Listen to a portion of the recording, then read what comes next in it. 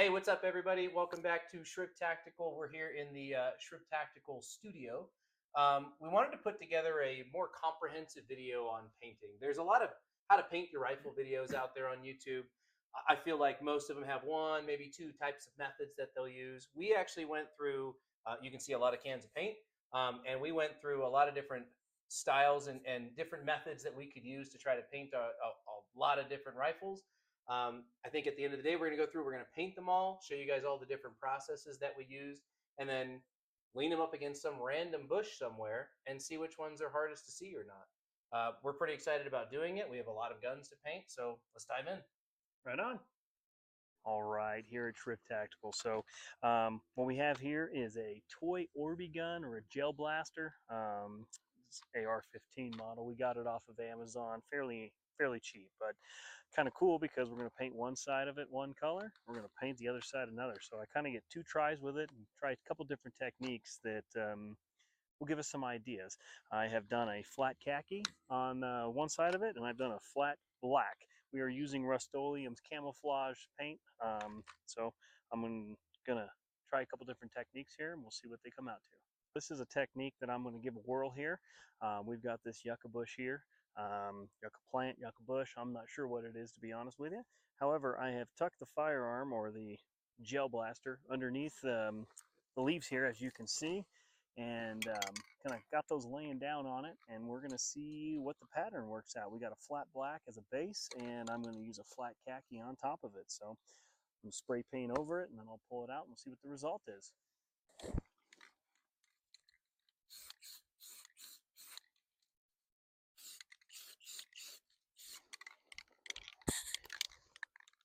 All right, and let that dry for just a sec. We're going to pull it out. This actually turned out pretty cool. We've got another one that looks similar to it. However, when we do the flat black with the khaki over it with the overlay of what we did this with this bush here, as you can see, I believe it's a yucca. However, it turned out pretty good. As you can see, a lot of detail. I'm happy with it. So there you go.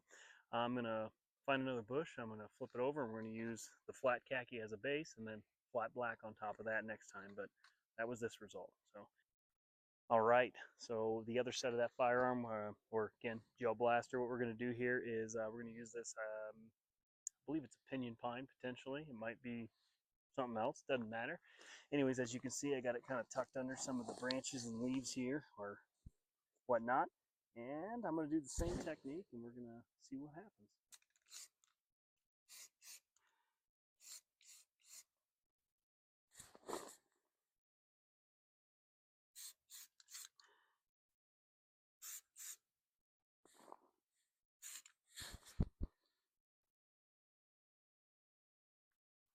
All right, so this is the final result on that one. So as you can kind of see, we definitely got a lot of the imprint of that tree.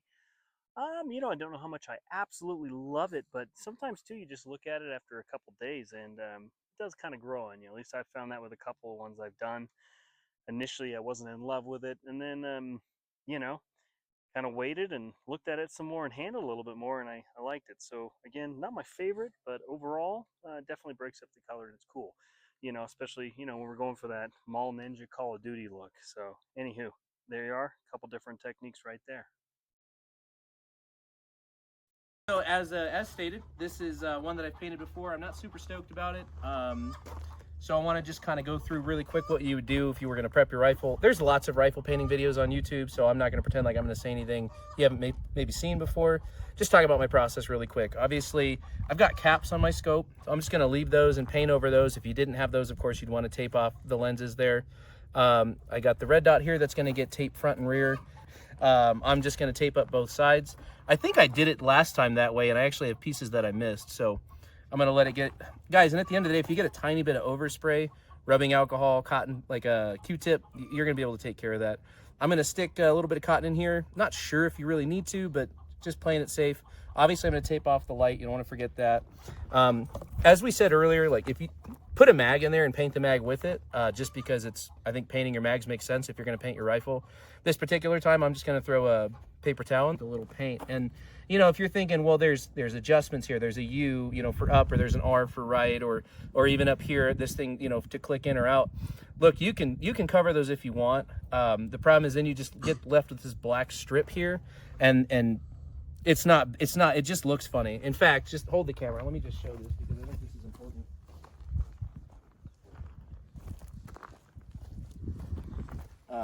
Let me show you this piece, and this is an upper that's going to get painted, but that's what I did for this scope. And honestly, I'm not going to say it defeats the purpose, but it really stands out and it's kind of funky. Clearly I didn't paint where that's where the rings were before too. So, you know, those are things you should think about if you want to cover those up or not. I actually recommend not, and I'll show you why. If you don't cover them, then you can just come back again with some rubbing alcohol and a Q-tip, and you can just make those numbers come back to life. Certainly this is all very important if I'm clicking into a target, so I think I'm not going to hit it directly with spray, and at the same time I don't want it to be this really big black band that sticks out. So with that in mind, we'll stick that there and just make sure the muzzle's not going to get too much inner. If you haven't noticed yet, the first time I painted this, I took off tiny little strips of tape and covered those up as if I was going to forget what safe and fire was. I'm not suggesting that not being able to read them isn't a good idea, but again, you can use a Q-tip and a little rubbing alcohol to make them visible without doing that. So with that in mind, again, if you have a regular scope, you want to cover your lenses, everything else. Oh, last piece, I use Ranger bands up here. And so when I'm painting, not that it's a prep piece, but when I'm painting, I'm going to make sure I move those rubber bands out of the way and hit all those pieces so I don't have like a, you know, a black strip or a green strip just waiting there. So what's the game plan here?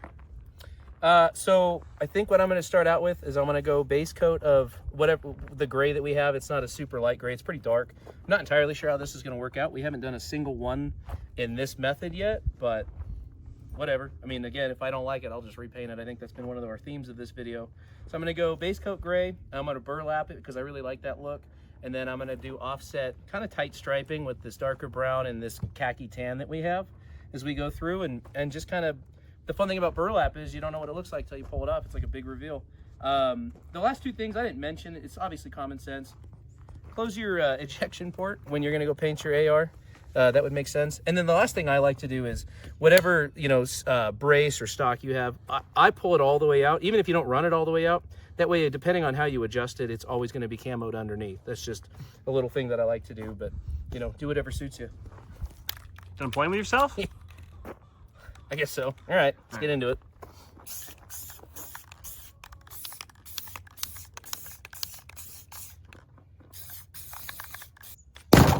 All right, well, that knocked more stuff off than I thought it would. So we got the gray base. I moved the bands like I said I would to make sure I didn't screw that up. It's not one of the camouflage style paints, so it came out maybe a little bit glossier than I wanted. Definitely a little glossier. It is a satin paint, but nonetheless, we're gonna burlap it. I'm gonna hit it with the stripes, and like I said, we're gonna see how she turns out. At the same time, I think some preparation is important. So I'm gonna go, we'll call it with the grain. I'm gonna go stripes this way, nice and tight with the brown, and then I'm gonna come back with the tan. The cool thing about the burlap is it picks up your stripes, so you know where you've hit the weapon, and then you can come in with in the gaps and hit the other section of it. So less talky, more spray. You gonna go a little tight with your colors, or are you gonna leave them a little loose? No, I think I'm gonna go tight. In terms of the pattern, is that what you're asking? Yeah. No, I'm gonna try to go tight, but you know me, I'm not the most attention to detail guy, so we'll see how she turns out. I've seen the toilet seat when you're done. Fair enough.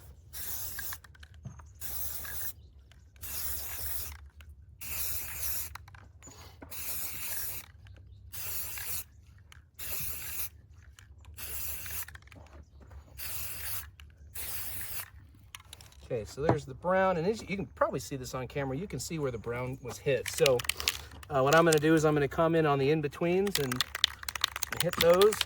You know, in previous attempts, we've kind of done like a third color, you know, backstroking it. I don't think I'm gonna do that on this one. See how she turns out first. Okay.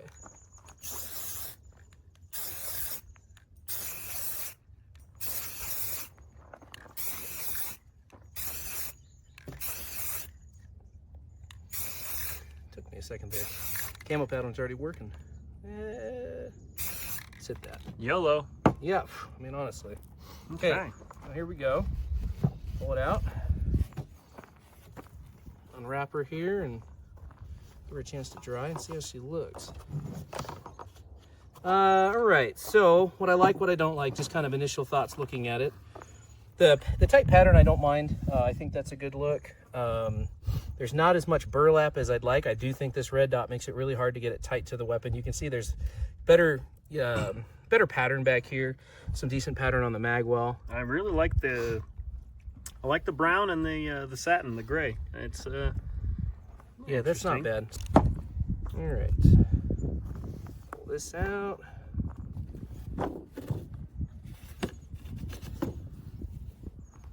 And there she be.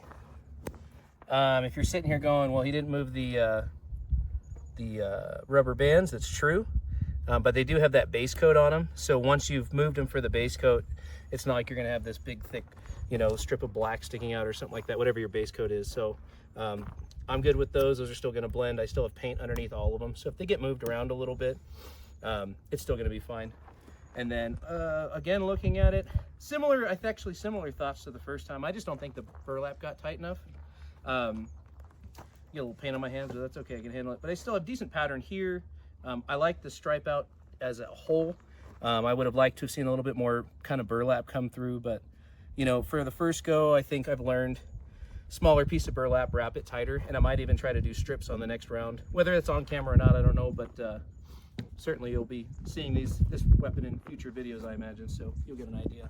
It's very long. I really don't like this one at all. I'm gonna try something else here, but until we run out of paint, we have an erase button, so yeah.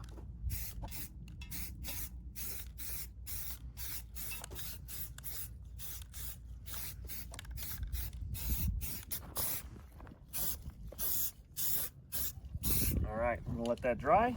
We'll take another attempt at that one. All right, so we've started with just a base kind of army green there. It's kind of flat, and we're gonna just do some simple stuff. Throw a little burlap over it here. Found that this makes it look kind of cool. Also found sometimes keeping it simple is as easy as it gets. You get a little carried away with different colors, then it turns into a little ridiculous. So I'm just gonna run just a tan and a black, do a couple stripes. So this is ultra flat. They're designated a camo black. So.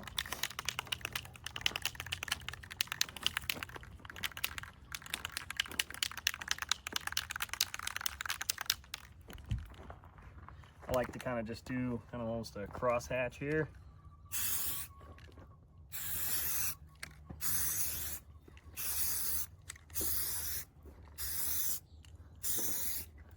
Okay, I'm gonna grab, got here, flat khaki.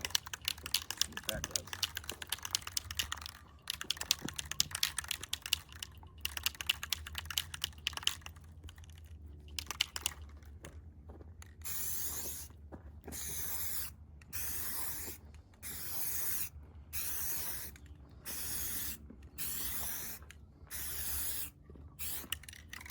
Okay.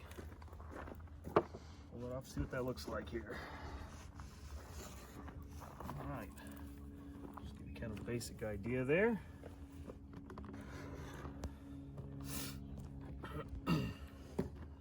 So this side here we did with the flat khaki. So basically your desert sand kind of look here. Again, using these Orby guns, it's cheap and easy. Here's the other side of that one we did. Again, get to play around here and without painting your actual firearm and not loving it. So this one, again, keeping it simple. Just gonna grab a little bit of this black here. Just fart around, see what it does.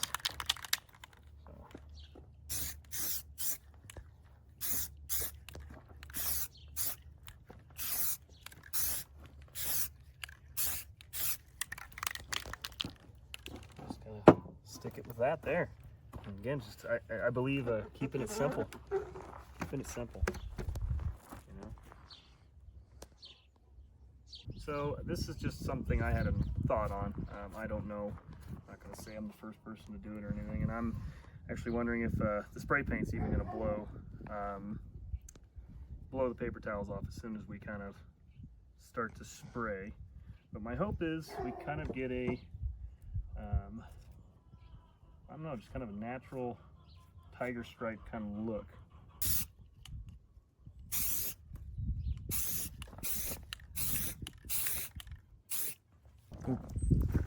Fairly, I don't know, that's fairly neat. Actually, I think it could be executed a little better, but definitely kind of cool. That turned out pretty good. Yeah. So what color are you doing first? I'm doing a base of the Camo black. Never mind the chicken in the background. I'll say this, if you're thinking, well, if I have a black one, I don't have to worry about painting it black first. I do think the matte causes a better base layer than just the typical, you know, the black that you get from the factory on a rifle. Eli, your thoughts? I agree. It just, you know, this really gives you that real Parkerized black look. If we get in there, you can kind of see. You know, you get with a regular, you know, black firearm. So there is that, but I think a base coat definitely helps. So really overdone the denseness of this, and that's just going off of what we've found. Just you using the foliage, depending on what type, you really need to be dense apparently to keep that paint out.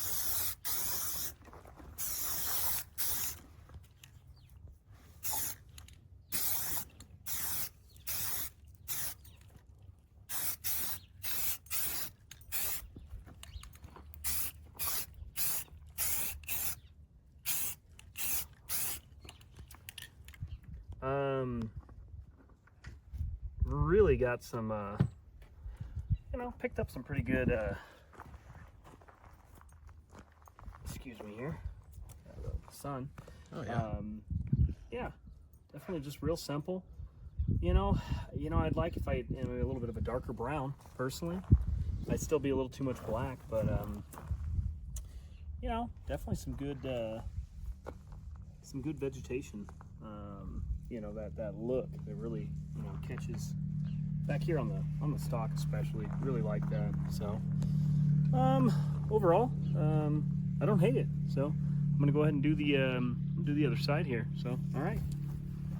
We keep talking about keep it simple, and I think what we're talking about is don't overthink the pattern, how many colors you're going to use. You know, I know Digicam is cool, ACU patterns, things like that. Those are hard to replicate.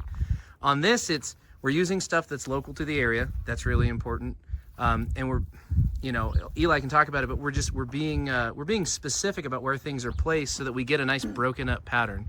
Eli, what were your thoughts as you're laying some of this stuff out?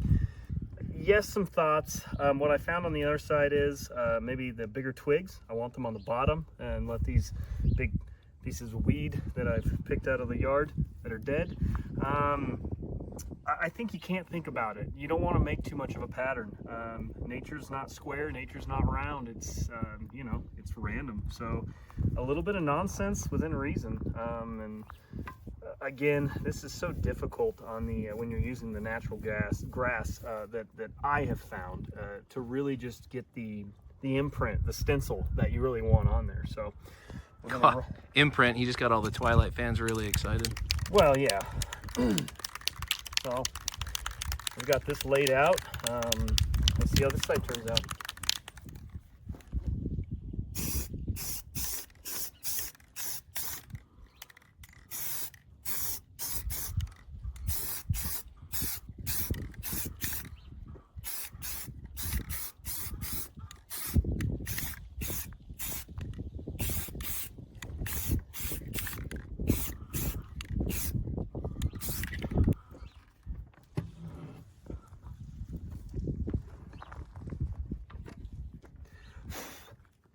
There you go.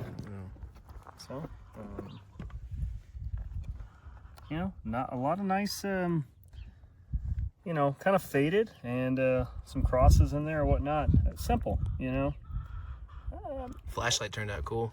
Yeah, don't know that I'm in love with it, but you know, at the end of the day, it is what it is. So we'll throw it around, get it hot, beat it a little bit, and then.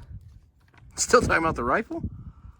Well, I mean, there's multiple things we can be talking about. I don't know what time of the day, but all right. Again, so I mean, really, at the end of the day, just a couple cool ideas that we found playing around with ourselves with spray paint and firearms painting. That's another video on the other comment. Yeah, no, just to give you some ideas. I mean, we're by no means, I don't think I have any of the answers on everything. I've seen people use dish soap across it. That really looks cool in a final product. To me, I mean, I don't know. I just don't feel like washing the ever-living heck out of the gun with garden hose and then cleaning everything. But I will say every time I paint, and even when I get carried away, I think when I do less, it is more. It's simple. You start getting too intricate, too many colors, it starts to get a little, a little crazy. It can look cool, but it may not be as natural as that you want it to look like. All right, welcome back into the Shrimp Tactical Studio. We now have all the different guns that we've painted in front of us, and I'm just going to dive in. We're going to look at them one by one, talk briefly, recapping how we did each paint job, and then you guys can talk in the comments about which one you liked the best. So why don't you come on in a little bit closer, and we'll start over here. So this first one is the POF 16-inch upper on a Diamondback lower. This has got the Night Force NX8 with the Liberty Justice on a 45-degree offset. This is the rifle I did. I showed the prep on this, and then we did the full paint. This was the gray base coat. This was a tan and dark brown over burlap with the cross-hatching going this direction. This one turned out pretty nice. Coming on to the next one, this is Eli's POF 16-inch upper on lower with the EXPS 3 up top, and then the EOTech G33 3X magnifier. This one was a black base, and then we tried to use like local vegetation to create some of the different stick and leaf and grass patterns, and we did a tan overspray on that one. You guys can see how that one turned out. Coming up to here, this was an Orby. This one, we tried to kind of keep it simple on this one. This was a black base, and then we did tan sprays across, no burlap, no vegetation, none of that, just kind of almost like a simple tiger striping on this one. And honestly, turned out pretty cool. Coming over here, this is another Orby that we did. This was the work of a live tree, and that tree is still healthy, still living, so that matters to our friends out there of the trees. This one was a tan base, and then Eli put this right up against the bottom of a live tree and sprayed black over the top, and you can see there's a lot of detail that comes out when you set it up that way. You guys can see how he did that in the video if you want to replicate this one, if you think this one looks really good. Coming over here, this was the all black base, and then this is when we used paper towels on, and the paper towels torn up kind of at random gave us a really interesting pattern that to me almost looks like a large leaf pattern.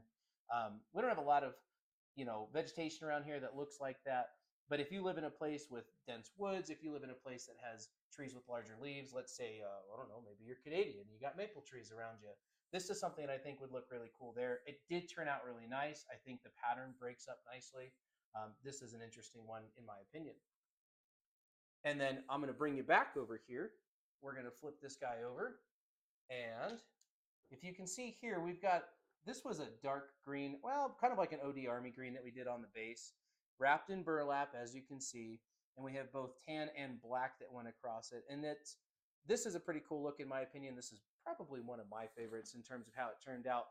But the cool thing about Orby guns is, and maybe you guys saw this, if you don't like what you get, you just repaint it a base color and try it again. You could do the same with your regular rifles, of course, but it's kind of nice to do something on a toy where you're not painting it over and over and over again. I'm going to bring you over here. These ones we didn't actually get footage of us painting. These are ones we had done a little bit previous. They got a little bit more wear and tear on them. And there's a couple reasons I want to point this out. They're both done very similarly. You can see this is the EOTech EXPS 3 with the G33 magnifier. Again, this is a POF 415 piston-driven upper, as is this. The only difference being this has the Holosun Huey Gen 2 on it.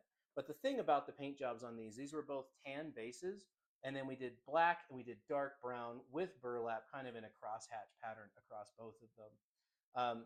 These have been around a little bit longer. They were painted sooner or earlier, I should say, and you can see some of the wear that you start to get on the paint almost gives it more of a natural broken in look, and it starts to just blend even better. A little more character. I like it. Yeah, no, I agree. I think character is a good way of putting it. I'm going to point out really quick, you can see this suppressor here was never painted. This is Eli's POF 415 Edge. This one back here is mine. I did initially paint my suppressor with the rifle, and it looked really, really good until you start shooting it, and it gets really, really hot, apparently, and all that paint just turned like an orangey pink. It wasn't good. So I had to clean it off as best as I could. My recommendation, probably don't paint your suppressor because it's just not going to turn out the way you want it to. Unless you got some knowledge on paint that we don't, and Yeah. upwards of almost 3,000 degrees. Well, there's that. So at the end of the day, I think we have a lot of different options here with a bunch of different methods that we use to paint them. I'm really curious what you guys think are maybe the coolest ones. Go ahead and throw it in the comments. All right, everybody, welcome to the shrimp testing ground. This is where we put them up against the bush here. This is scrub oak, which we have an absolute crap ton of around here. We wanted to paint our rifles so that when we're out operating, not terminalist style, but just like wandering around in the woods style, we would have stuff that looked a little bit more like what we have locally. As we said earlier, you definitely want to paint something that's going to match your local scenery, whether that's forest or ugly desert or something in between. But we got 1, 2, 3, 4, 5, 6, 7 here. Partly cloudy day, so there's some different shadows and such being cast, but hey, that's all part of the game. So go ahead and just hop into the comments, leave a comment for the one you like the most or the one that you hate the most. You know, be gentle. I have feelings, but we can handle it, I suppose. Anyways, yeah, hopefully you guys like the content on this one. It was a little scientific, a little less funny maybe, but like and subscribe. Shriv out.